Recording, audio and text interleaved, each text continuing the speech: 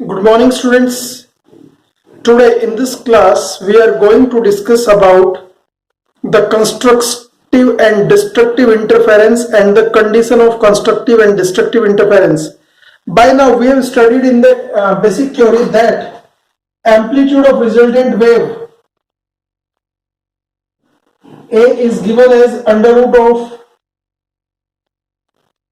A1 square plus A2 square plus 2A1 A2 cos phi. ये था हमारे पास जो हमने पढ़ा था amplitude of resultant wave, intensity of resultant wave. Intensity of resultant wave हमने पढ़ी थी I equal to I1 plus I2 plus 2 root of I1 I2 cos phi। ये था हमारे पास intensity of resultant wave. Now condition of constructive interference, condition of maxima, यानी इसको हम कहते हैं कंस्ट्रक्टिव इंटरफेरेंस। हमें पता है कंडीशन ऑफ कंस्ट्रक्टिव इंटरफेरेंस यानी मैक्सिमा कब बनता है, when intensity and amplitude of resultant wave becomes maximum, यानी हम कह सकते हैं A equal to A max and I equal to I max. But अगर मैं यहां पर देखूं, ये मेरे पास इंटरफेरेंस टर्म था, but A equal to A max only if cos phi equal to +1। A maximum तब होगा जब ये cos phi मैक्सिमम हो जाए, और ये cos phi मैक्सिमम होगा +1। cos phi equals to cos 2n pi। Here n is 0, 1, 2, 3 और so on। अगर मैं n इक्वल टू 0 रखूं तो cos 2 pi cos 2, अगर n इक्वल टू 0 है तो cos 0 हो जाए, cos 0 की वैल्यू +1 होती है। If n is taken 1 then cos 2 pi again cos pi 2 pi is having value +1। अगर n की वैल्यू 2 लो तो 4 pi, यानी I can say phi equal to किसके, phi equals to 2n pi, यानी कंस्ट्रक्शन विल टेक प्लेस। यहां से मुझे समझ में आता है phi equal to 2n pi, यानी construction will take place only if phase difference between the two waves, जो सुपरपोज हुई थी दो वेव, उनके बीच का phase difference is even multiple of pi. यानी नाउ हमें पता है, we also know that phi equal to x upon lambda upon 2 pi। Here x is called path difference, तो हम कह सकते हैं here x is what, path difference, lambda is wavelength. तो पाथ डिफरेंस के टर्म्स में कैसे आएगा, यानी x equal to phi lambda upon 2 pi, but हमें पता है phi कितना था, 2n pi अपॉन 2 pi इंटू लैम्डा। 2 pi से ये 2 pi कटेगा तो x equal to n lambda, यानी 2n into lambda by 2। Here x equal to n lambda, that we can write 2n upon lambda, 2n into lambda upon 2. Maxima will be formed if path difference between the two waves is integral multiple of lambda, या तो lambda का integral multiple हो, या फिर मैं इसको ऐसे भी कह सकता हूं even multiple of lambda by 2, lambda by 2 का इवन मल्टीपल हो। तो यानी अब मैं यहां से सीधे सीधे समराइज कर सकता हूं, if two wave superpose with such a phase difference, that phase difference is even multiple of pi, or path difference is even multiple of lambda by 2, then maxima will be formed, यानी constructive interference will take place। तो इस particular case में a max amplitude कितना होगा, maximum amplitude a equal to a max लिखा जाएगा जब cos phi को मैं 1 लिख दूंगा, और a1 square plus a2 square plus 2a1 a2 cos phi यहां पर 1 हो गया 2a1 a2, यानी it can be written as a1 square plus a2 square plus 2a1 a2। It means a1 plus a2 का whole square within under root, so under root से square cut जाएगा, what becomes a max equal to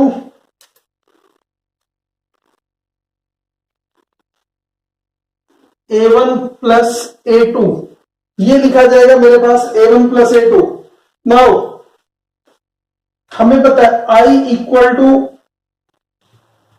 I max होगा if cos phi equal to +1, और इस particular case में I max can be written as I1 plus I2 plus 2 under root of I1 I2, और I can better write I max equal to root I1 का whole square. I1 को मैं ऐसे लिख सकता हूं, I2 को लिख सकता हूं रूट I2 का whole square plus 2 root I1, और I2 को मैं अलग अलग स्क्वायर रूट में लिख दिया। इसका मतलब क्या बनेगा, I max becomes equal to root I1 plus root I2 का होल स्क्वायर। तो this is maximum intensity of a wave in constructive interference. So constructive interference will take place only if two waves superpose with a phase difference that is even multiple of pi, or with a path difference that is the integral multiple of lambda, or even multiple of lambda by 2. Destructive interference, condition of minima, destructive interference एक बार फिर पहले जैसा ही हमने यहां पर लिया है। Condition of destructive interference के लिए एक बार फिर वही एम्पलीट्यूड और इंटेंसिटी मेन फॉर्मूले से मिलती है। जब मैं डिस्ट्रक्टिव इंटरफेरेंस की बात करता हूं तो wave intensity of and amplitude of resultant wave becomes minimum. Intensity और amplitude of resultant wave becomes minimum, it means I can say A equal to A minimum and I equal to I minimum. A equal to A minimum सिर्फ तभी होगा जब cos phi मेरे पास -1 हो।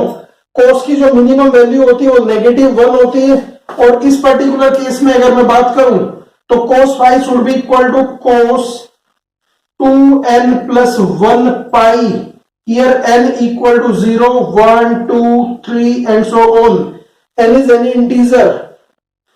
तो यहां पर मेरे पास 2n प्लस 1 पाई, अगर n इक्वल टू 0 है तो मेरे पास आएगा cos पाई मतलब 180, cos 180 की वैल्यू -1 होती है।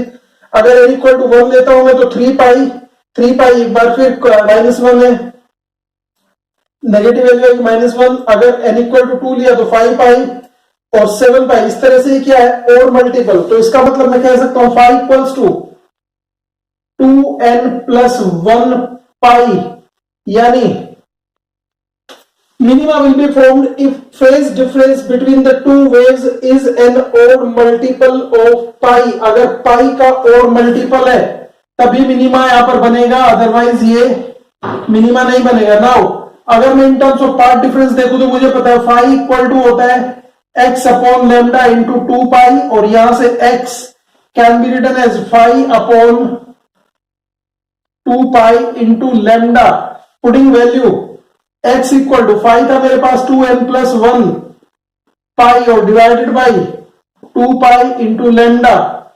पाई से पाई कैंसिल हो जाएगा और what remains 2n plus 1 into lambda by 2। इसका मतलब यहां पर अगर मैं x की बात करूं तो path difference 2n plus 1 lambda by 2 होगा, जो है odd multiple of lambda by 2।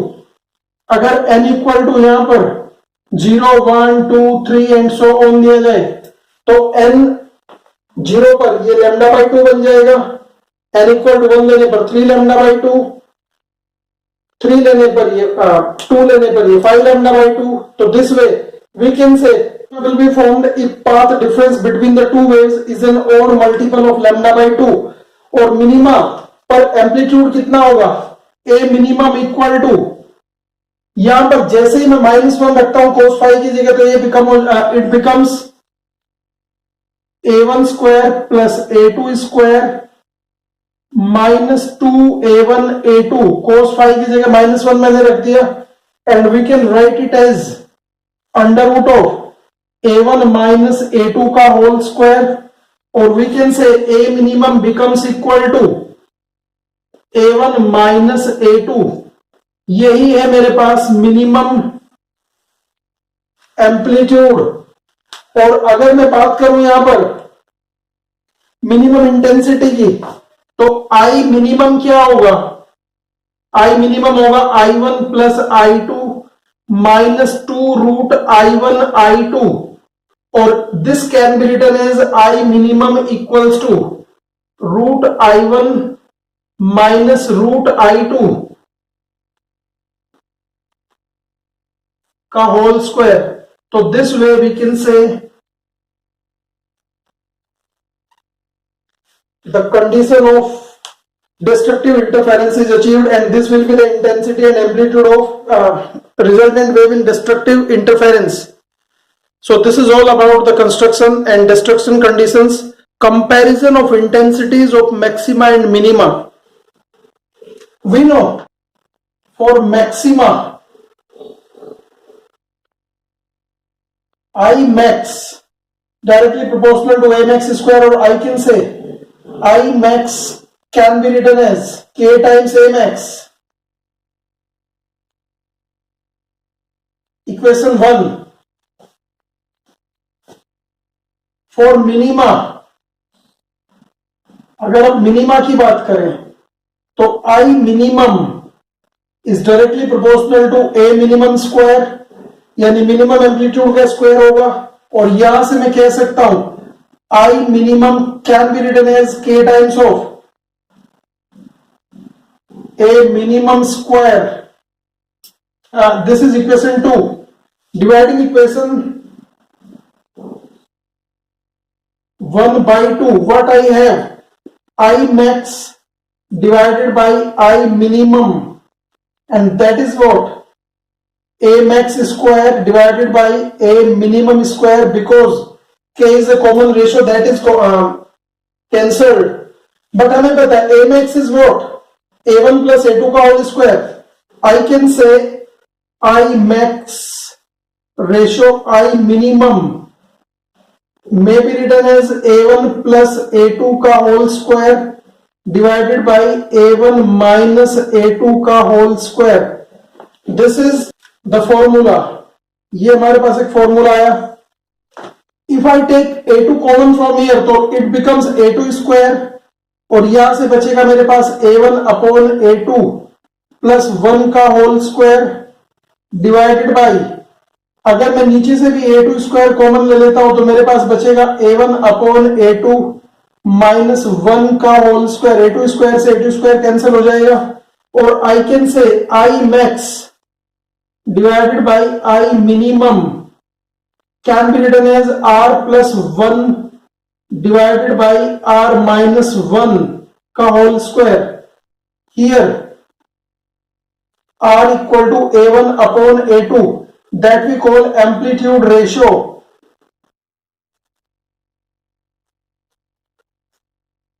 Amplitude ratio, तो अगर आपको एम्पलीट्यूड रेशियो दिया हुआ है तो आप इसको फाइंड कर सकते हो. तो I max divided by I minimum को एक सिंपल फॉर्मूले से हम डिफाइन करते हैं.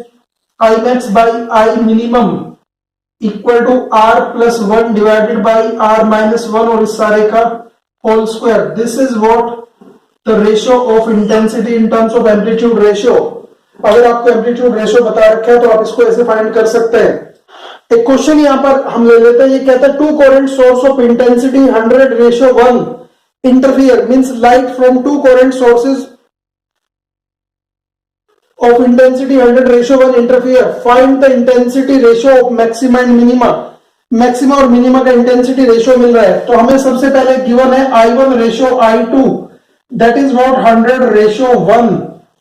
I can say I1 equal to 100 K, whereas I2 equal to 1 K, और यहां से I1 का रूट क्या बनेगा मेरे पास 10 रूट के, एंड I2 क्या बनेगा मेरे पास रूट के, ये है रूट I2. हमें पता है I max maximum intensity is given by root I1 plus root I2 का होल स्क्वायर, और I can say 10K plus root k का होल स्क्वायर, और I can say 11 root k का होल स्क्वायर, और I can say 121K. ये बनती है मेरे पास I max. अगर मैं आई मिनिमम की बात करूं तो I minimum is what, I minimum बनता है मुझे पता है root I one minus root I two का होल स्क्वायर, और आई कैन से 10 रूट के माइनस रूट के का होल स्क्वायर, और यहां से मेरे पास आ जाएगा 9 रूट के का होल स्क्वायर, और आई कैन से 81 के। तो अगर मैं इक्वेशन 1 और 2 को देखूं तो I max divided by I minimum, this is what 121 के डिवाइडेड बाई 81 के से के कैंसिल हो जाएगा, I max ratio I minimum becomes equal to 121 ratio 81। तो this is the answer. Let us see two more questions. First question is what? Question 1 says two light waves having intensities I and 4I are used in an interference experiment. Find the intensity of resultant wave where two waves superpose with a phase difference of 0, d pi by 3 or c pi. Also find the ratio of intensities of maxima and minima. So let us see question number 1. We know intensity INT is I1 plus I2 plus 2 I1 I2 cos phi. मैंने intensity को I से ना लेके INT से लिया क्योंकि हमारे पास जो सोर्स की इंटेंसिटी वो I के टर्म्स में हमने लिया है। तो पहले सोर्स की इंटेंसिटी I1 है I, सेकंड सोर्स की इंटेंसिटी है 4I। हमें पता है केस 1 में जब phi इक्वल टू 0 था मेरे पास तो cos 0 की वैल्यू बनती है 1, और अगर अब इक्वेशन में वैल्यू रखूं तो I N T equal to I plus 4i plus 2 I1 I2 यानी 4i इंटू 4i यानी 4i स्क्वायर बनेगा इंटू cos 0। cos 0 की वैल्यू मैंने पहले 1 बताई तो ये बनेगा 415 5i प्लस 2 इंटू 2 4, तो और साथ में 1 तो 4 और 4i प्लस 5i यानी 9i बनता है intensity. This is called maximum intensity. जब दो वेव के बीच में फेज डिफरेंस 0 होता है तो वो मैक्सिमा बनाते हैं यानी मैक्सिमम इंटेंसिटी बनती है 9i। जब केस नंबर 2 की बात करते हैं, पाथ डिफरेंस इसने बताया, फेज डिफरेंस इसने बताया मुझे पाई बाई 3।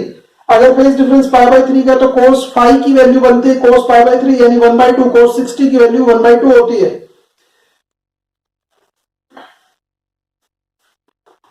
जब मैं इंटेंसिटी की बात करता हूं इक्वेशन 1 में तो i plus 4i plus 2 into 4i square into 1/2, 2 से 2 कैंसिल हो जाएगा, और 5i प्लस 2i यहां से 2i बाहर निकलेगा यानी 7i, तो इंटेंसिटी बनती है 7i।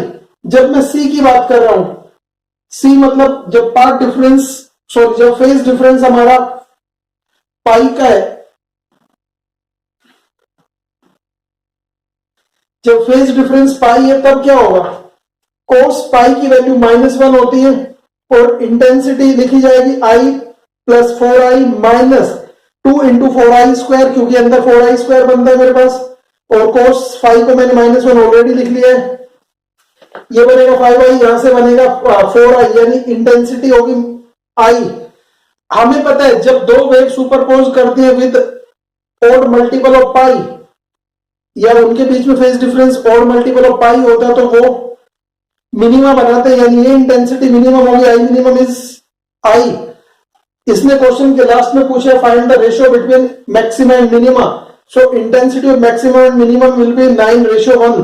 तो दोनों सोर्स की जो इंटेंसिटी का मैक्सिमम मिनिमा का रेशियो होगा वो 9:1 होगा।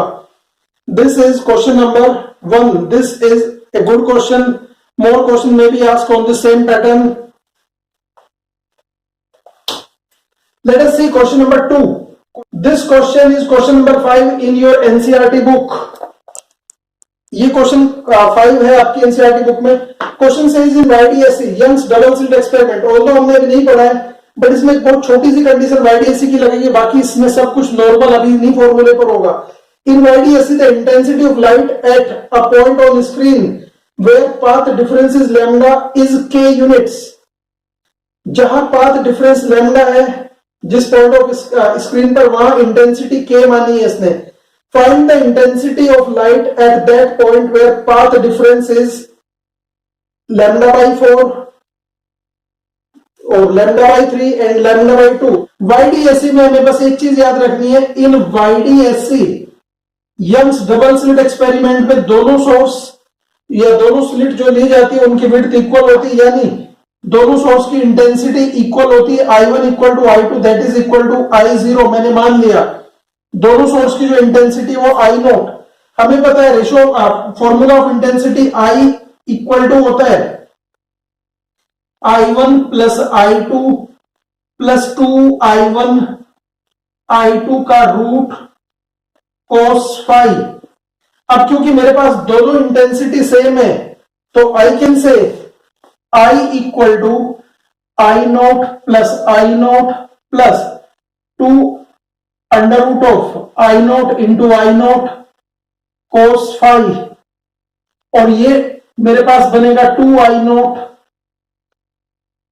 Plus 2I0 cos phi.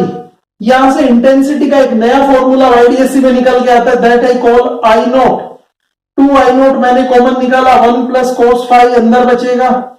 तो this is a new formula that you are going to study in YDSC। बस ये चीज आपको याद रखनी है, इंटेंसिटी निकालने का फॉर्मूला ये था, if x equal to lambda, अगर पाथ डिफरेंस लैम्डा है तो उस पर्टिकुलर केस में we know x equal to phi upon 2 pi into lambda, और x की जो वैल्यू इसने मुझे दी है ये दिया लैम्डा, तो इस पर्टिकुलर केस में फाई बिकम्स इक्वल टू 2 पाई। अगर फाई 2 पाई है तो इस केस में फिर इंटेंसिटी I क्या लिखा जाएगा, I equal to 2I0 1 plus cos 2 pi, और cos 2 पाई की वैल्यू होती है 1, cos 2 पाई की वैल्यू होती है 1, 1 प्लस 1 2, यानी it can be written as 4I0 and that is k from question. Question से क्लियर है कि जब इंटेंसिटी जब पाथ डिफरेंस लैम्डा था तो उस टाइम इंटेंसिटी k थी, यानी 4I0 इक्वल टू k। यानी यहां से मुझे एक चीज निकल के आई, वो है I0 equal to k upon 4। ये यहां से एक चीज समझ में आई। अब केस नंबर 1 में डिस्कस कर रहा हूं। केस नंबर 1 कहता है कि जब इंटेंसिटी क्या होगी जब लैम्डा बाई 4 का पार्ट डिफरेंस है, if x equal to lambda by 4 then phi equal to क्या होगा, फाई इक्वल टू होगा x upon lambda into 2 pi, और पुटिंग फाई इक्वल टू क्या, x की वैल्यू थी lambda by 4 divided by lambda into 2 pi. Lambda से lambda cut जाएगा, x की जगह मैंने लैम्डा बाई 4 रखा है, और मेरे पास आएगा ये phi equal to pi by 2, और पाई बाई 2 जब मैं लेता हूं cos पाई बाई 2, तो यहां से इक्वेशन 1 से अगर मैं I निकालूं इस केस में तो 2I0 1 plus cos pi by 2, पाई की जगह मैंने पाई बाई 2 रख लिया, एंड इन पर्टिकुलर केस ये बन जाता है मेरे पास 2I0, क्योंकि यहां से ये 0 हो जाएगा और ये 1 रहेगा, तो I can be intensity on the screen will B 2I0, और I0 हमने अभी भी देखा था k अपॉन 4 था, तो intensity on the screen will be k by 2, यानी half of the intensity where lambda is where path difference is lambda. For the B part path difference ही कहते हैं लैम्डा बाई 2, यानी x equal to lambda by 3। I am sorry, for B part path difference is x, path difference x equal to lambda by 3, यानी phi equal to x upon lambda into 2 pi से अगर मैं value निकालूं phi की, तो phi comes equal to lambda upon 3 into lambda, और यहां पर 2 पाई, लैम्डा से लैम्डा कटेगा और 2 पाई बाई 3, 2 पाई बाई 3 यानी 120 डिग्री, और cos 120 की वैल्यू माइनस 1/2 होती है। तो आई कैन से यहां पर I इक्वल टू होगा 2I0 1 plus cos 2 pi upon 3, और आई कैन से 2I0 1 minus 1 upon 2, and it is what 2I0 upon 2, क्योंकि यहां से 1/2 बचेगा, और दैट आई कॉल I0। यानी जब पाथ डिफरेंस लैम्डा बाई 3 होगा तो स्क्रीन पर इंटेंसिटी k इक्वल टू होगी I0, यानी k upon 4, Similarly, solve the third part yourself when part difference is lambda by 2. ये आपको अपने आप से solve करना है. So this is all about the interference and the constructive and destructive condition and numerical problems. In the next video, we shall discuss about Young's double slit experiment, one of the most important topic in interference. So this is all about today's class. Thank you and thank you for watching. Have a good day.